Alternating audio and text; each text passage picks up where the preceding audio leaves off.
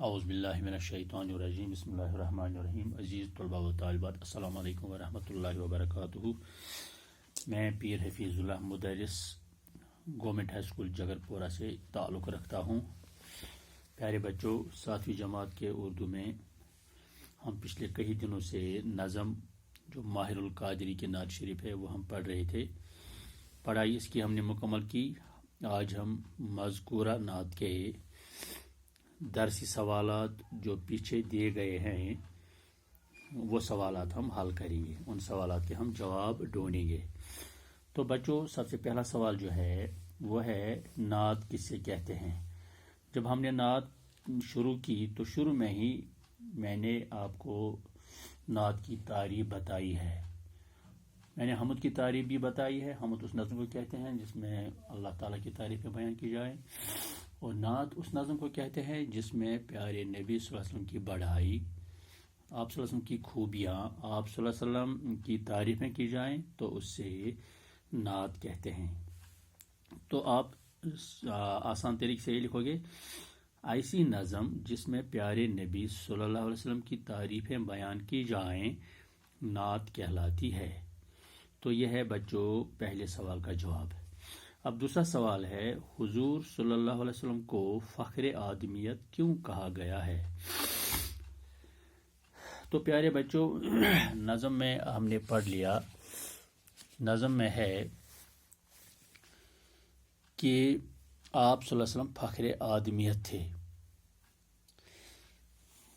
یہ رتبہ آپ کو کیوں ملا، یہ لقب آپ کو کیوں ملا؟ آپ صلی اللہ علیہ وسلم کو فخر آدمیت اس لیے کہا گیا کیونکہ آپ صلی اللہ علیہ وسلم نے انسان کی شان و شوکت کو وقار بخشا.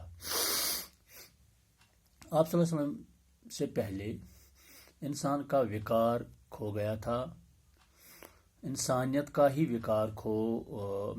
انسانیت وقار ہی کھو گئی تھی، کیونکہ انسانوں کا سودا چوپایوں کی طرح، انسانوں کی زندگی چوپایوں کی طرح بلکہ اس سے بھی بدتر تھی.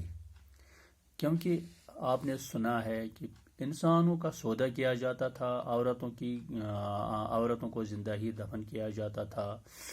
تو یہ انسانیت نام کی کوئی چیز ہی نہیں رہی تھی. تو آپ صلی اللہ علیہ وسلم کے آنے کے بعد انسانیت کو فوقیت مل گئی، انسانیت کا فخر سر سے اونچا ہو گیا. تو آپ اس کا جواب ایسے لکھو گے: حضور صلی اللہ علیہ وسلم کو فخر آدمیت اس لیے کہا گیا کیونکہ آپ صلی اللہ علیہ وسلم نے انسان کی شان و شوکت کو وقار بخشا جو آپ سے پہلے نہ تھا. آپ صلی اللہ علیہ وسلم نے انسان کے وجود کو عزت اور آبرو سے ہمکنار کیا.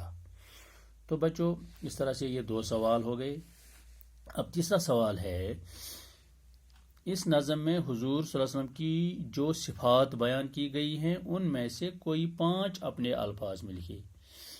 اس نظم کے جو یہ 11 اشعار ہے اس نظم کے جو ہم نے پڑھے، اس نعت کے، ہر کوئی ایک شعر میں 2 مصرے ہوتے ہیں تو 22 مصرے ہیں. تو 22 کے 22 مصرے جو ہے وہ آپ صلی اللہ علیہ وسلم کی، ان میں آپ صلی اللہ علیہ وسلم کی صفات بیان کیے گئے ہیں. مثلا پہلے شعر میں جب ہم دیکھتے ہیں جس نے سلام اس پر کی جس نے بے کسوں کی دستگیری کی، تو بے کسوں کی دستگیری کرنا یہ ایک بہت بڑی صفت ہے. سلام اس پر کی جس نے بادشاہی میں فقیری کی، بادشاہت ہونے کے باوجود بھی کوئی شخص یہ فقیری کو گلے لگائے تو یہ ایک بہت بڑی صفت ہے. تو ایسے اس نعت کے ہر ایک مصرے میں، ہر ایک شعر میں پیارے نبی کے صفات بیان کیے گئے ہیں. تو آپ کو کوئی بھی 5 صفات لکھنے ہیں. تو آپ آسان طریقے سے یہ لکھو گے، سہل انداز میں آپ لکھ سکتے ہو. پہلا ہم یہ لکھیں گے، پہلی صفت: آپ صلی اللہ علیہ وسلم بے کسوں کے دستگیر تھے. دوسرا ہم لکھیں گے، آپ صلی اللہ علیہ وسلم نے محبت کے اسرار امت کو سکھائے. تیسرا لکھیں گے ہم، تیسری صفت یہ ہے کہ آپ صلی اللہ علیہ وسلم نے دشمن کو بھی حیات جاویدان دے دی، یعنی کہ دشمن کو آزادی دے دی، نئی زندگی دے دی. اس طرح سے چوتھی صفت جو ہم لکھ سکتے ہیں، آپ صلی اللہ علیہ وسلم صادق اور امین تھے. صادق کہتے ہیں سچے کو، جو ہمیشہ سچی بات کہتا ہے. امین ہو گیا امانت دار، جو لوگوں کی باتوں کو، لوگوں کی چیزوں کو اپنے پاس امانت میں رکھ دیتے ہیں اور اس میں ذرا سا ادھر ادھر نہیں کرتے ہیں. تو چوتھی خوبی یہ ہے، چوتھی صفت یہ ہے آپ صلی اللہ علیہ وسلم میں، آپ صادق اور امین تھے. اور پانچویں صفت جو ہے وہ ہے آپ صلی اللہ علیہ وسلم نے فقیروں کی جولیاں بھر دی. جو غریب لوگ، جو نادار لوگ ان کے پاس آتے تھے، ہاتھ پھیلاتے تھے، تو آپ صلی اللہ علیہ وسلم آپ کے گھر میں جو کچھ ہوتا تھا وہ ان کی جولیوں میں ڈالتا تھا اور انہیں خوشی سے رخصت کر دیتے تھے.